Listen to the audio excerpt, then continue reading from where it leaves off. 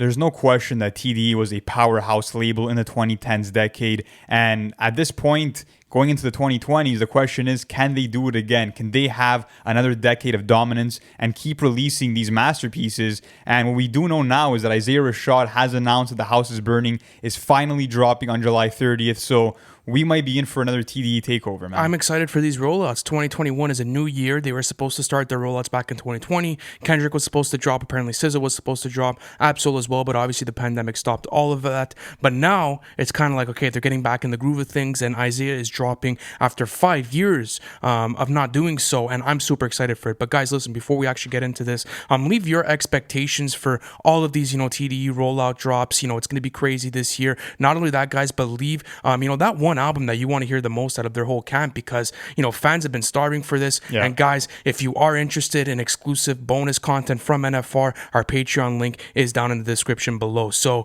take us through this, man, because this is going to be a very interesting year for TDE. Yeah, so fans were very kind of on edge about when will TDE start their rollouts, because in 2020 we got the TDE Fan Appreciation Week, where we got Why Worry, we got also Danger Rookie Power Freestyle from Absol.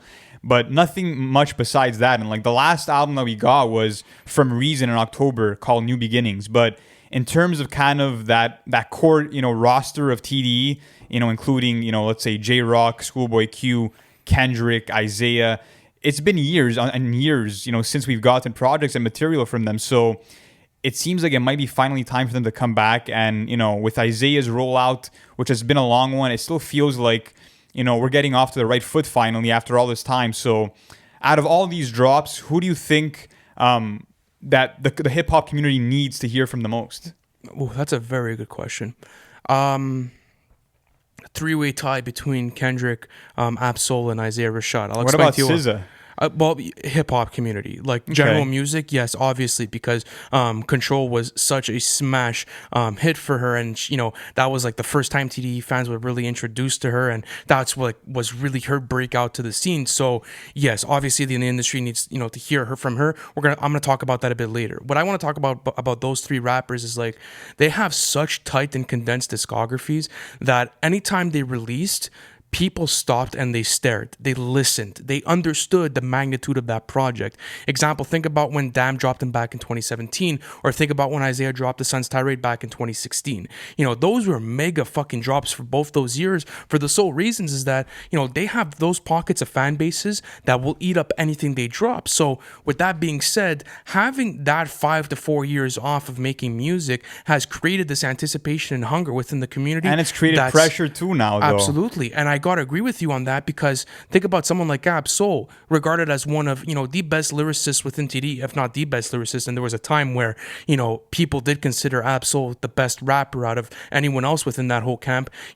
His legacy kind of took a halt, because I'm not talking about his discography, it's fucking cemented and it's goated. I'm talking about just his process of releasing albums was halted because no one heard from him for so long. So how do you feel about that? Do you think it was the right decision to take that much time off? And how did it affect you as a fan? Look, I just feel like the whole TDE mentality has its pros and has its cons. The pros are that every single one of their drops is almost always destined to be fantastic. And we've seen it because, like I said earlier, they have some of the best, projects of the entire decade for the 2010s. If you look at Schoolboy Q, what he did with Oxymoron, with Blank Face LP. Blank Face LP to me is, arguably the best gangster rap album of the last 10 years. If you look at, how Kendrick put out 4 albums that are all masterpieces to me, that's an achievement on its own. If you look at, what SZA did with Control and how she really, fell into her own vocally and kind of really stood out with that high falsetto voice, that was beautiful. And telling stories of heartbreak and that sort of stuff,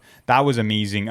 If you look at the comeback that J-Rock had with Redemption in 2018, that was huge. So I just feel like with every TDE album, it's a fucking event, man. It's like tuning into a Quentin Tarantino movie, which comes only every 5 years. People are glued to the screen or glued to their headphones, let's say, really anticipating that drop. But it also leads to something where it's okay, if this is not perfection or close to it, then let's not drop it at all. And that's kind of what we're seeing with SZA, for example, who apparently is, I don't know if she's joking around, but she said that she may have scrapped her entire album and is creating a new one now in 2021. So, look, at this point, I just feel like people have to live up to the hype. If you're going to be waiting for 4 or 5 years, that album has to be one of your best. No, that's for sure. That is definite. There's a very valid statement to make with that.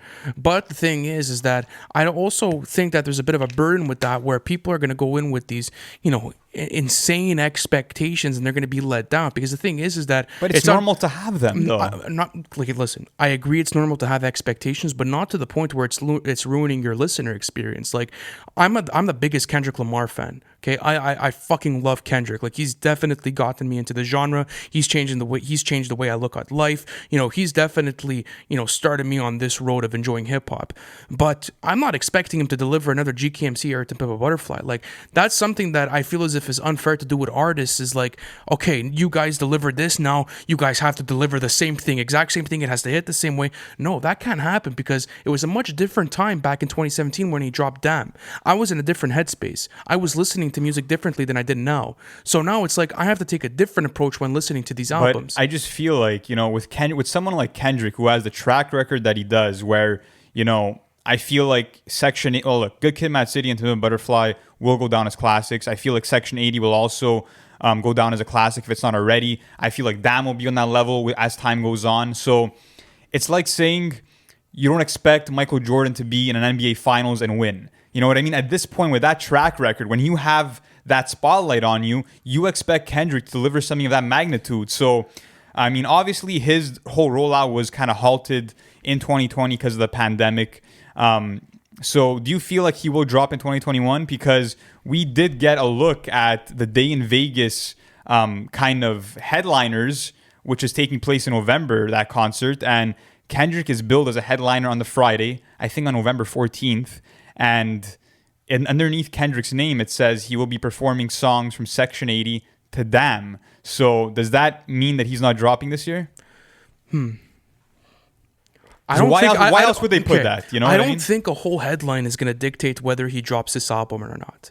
I think it's going to be, are TDE doing their rollouts on time or not? Because the thing is that you can't obviously drop Kendrick first, or else it overshines the whole rest of the camp, and people won't be able to get their spotlight and drop albums. So it depends. Like, how long does, let's say, Ab Soul or SZA follow through after Isaiah Rashad? That's another question we have to ask here, because, I mean, just based off, common sense, why would you want to have Kendrick drop before anyone else? It would completely ruin the whole flow of, all these albums that they're trying to roll out. So I don't think it's going to be a thing of he drops this year, maybe next year. But it's been weird because he just doesn't talk about it. Like, no one has been talking about this album now, and it's kind of like people are like, okay, finally forgetting more and more about it as the industry heats up. So it's nice because the fans do want it, and there's that man there. Yeah. But people are concentrated on other sectors of TDE more than ever. So I'm happy about that. TDE just know how to keep us on our heels and keep us teased, because even Schoolboy Q recently tweeted saying, "Hey, Kendrick Lamar," he tagged him and he's like, drop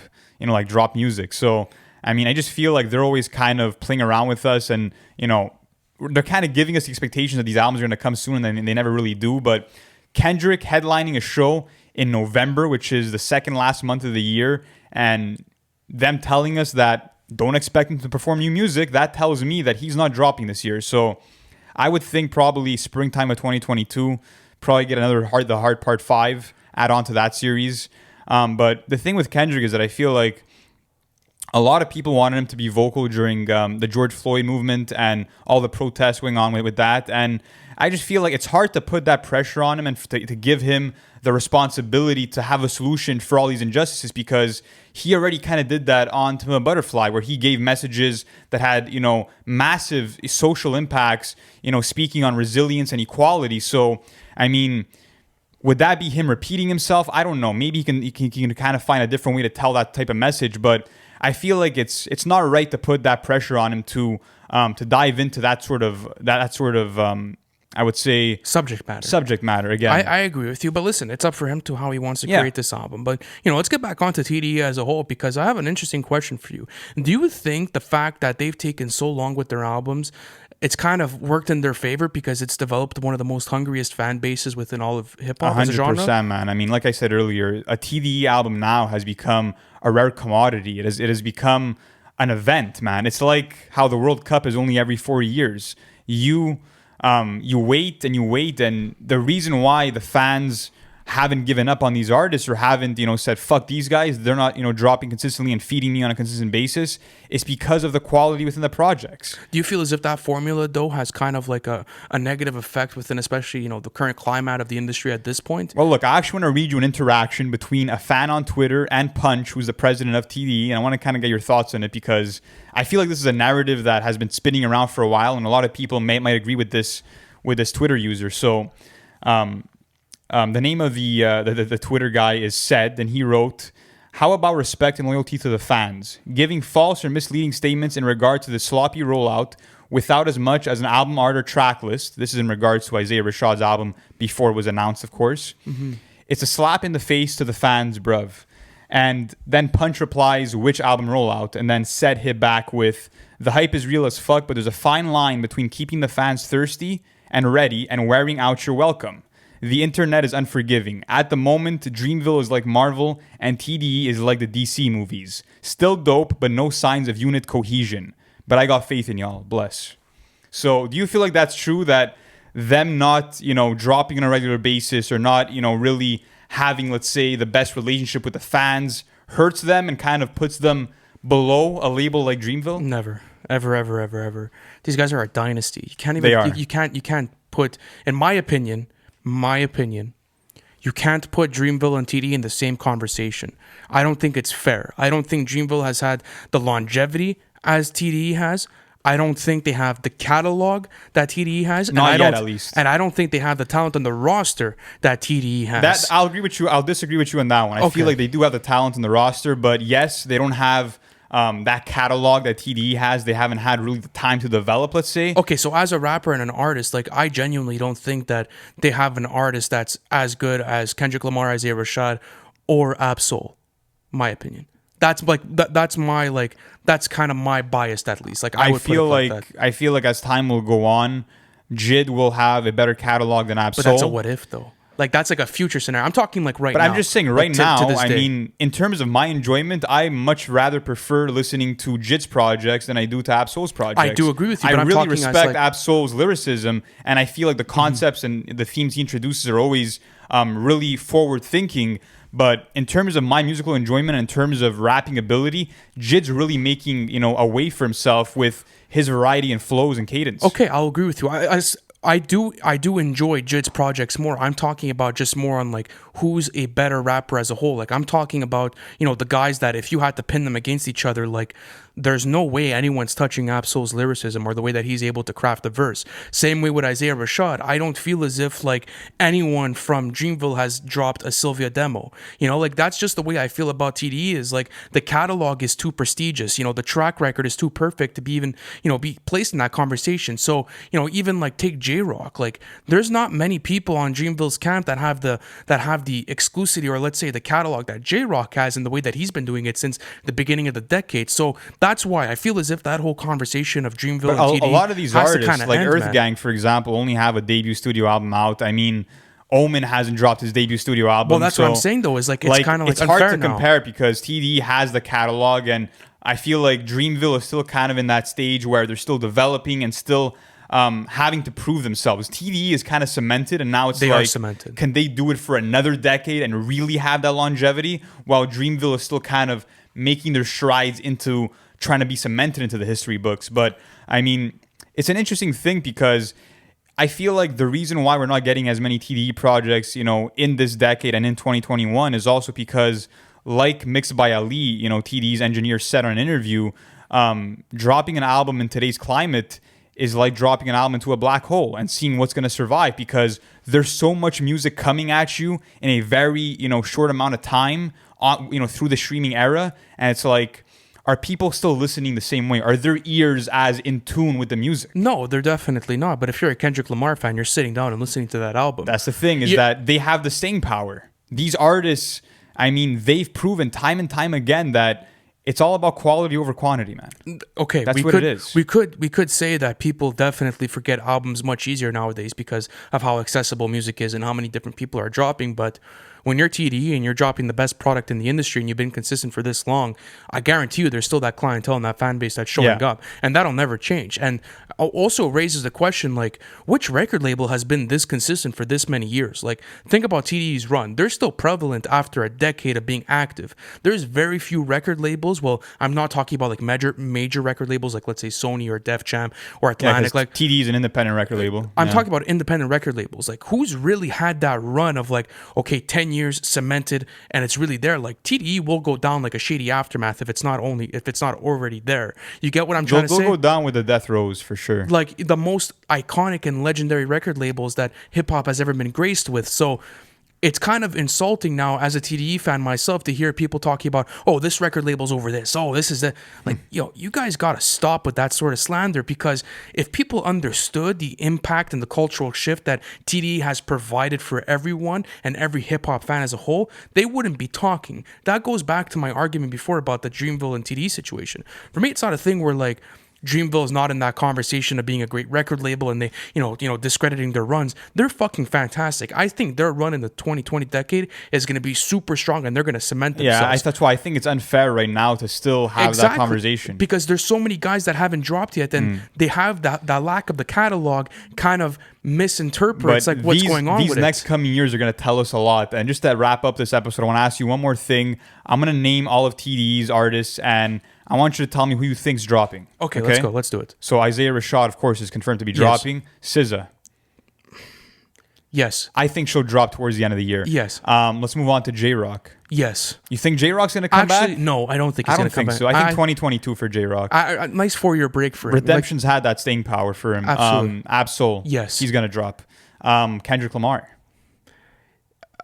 Kendrick's dropping 2022. I'm calling it now. 2022? Yeah. All right, fuck it. Just for the sake of the bet and just for the sake of opposing you, I'll put it 2021. Whatever. Really? What, like December? Like some fourth quarter shit? I think come in and steal album of the year at the end? I feel as if it's going to be such a big surprise to the industry. I think it's going to be like a J. Cole situation. It might be a surprise album. Who knows? That's what I feel as if like it's going to be, because looking at Damn, it was that same sort of tempo. And Kendrick kind of has those type of rollouts where, a week before or, a couple of weeks before, and then boom, he ends up and he stops everything. Or maybe he's waiting for Drizzy. Who knows, man? I listen, dude. We'll have that conversation another time. Let's keep going. Schoolboy Q. Yes, actually, I do think so. I think you're probably hopeful to get an album from him, because he was also rumored to drop after Crash Talk, like a year straight after. Yeah. So, and apparently he has been in the studio, and I've been very active on his IG, and I've been seeing his stories. He's working a lot, so maybe an indication there. How about you? Yeah. If I were to name you all those guys, who do you think is dropping out of all those? Yeah, I like I said, I think the only artists that are dropping this year from TDE's camp is Isaiah Rashad, of course. SZA, I think Absol as well. J-Rock, no. Kendrick, probably 2022. Schoolboy Q, maybe at the end of this year, but probably next year also. And then, in terms of artists like Zakari, Lance Skywalker, no real indication there from them, but I'm always, kind of interested in hearing what they're going to bring to the table. So let us know, guys, who you think's dropping from TDE. And thank you for all the support, guys. It's been amazing to communicate with you guys in the comments. So we'll catch you in the next one. Thank you for watching the video. It's always a pleasure doing content for you guys. Listen, if you haven't already, subscribe to the channel, because we're doing album reviews, and we actually have our series called Everything We Know, where we take you guys through the whole album rollout of the hottest releases of the year. Not only that, guys, but our Patreon plan is now live. You guys can access that in the bio. I appreciate you guys, and I'll see you on the next one.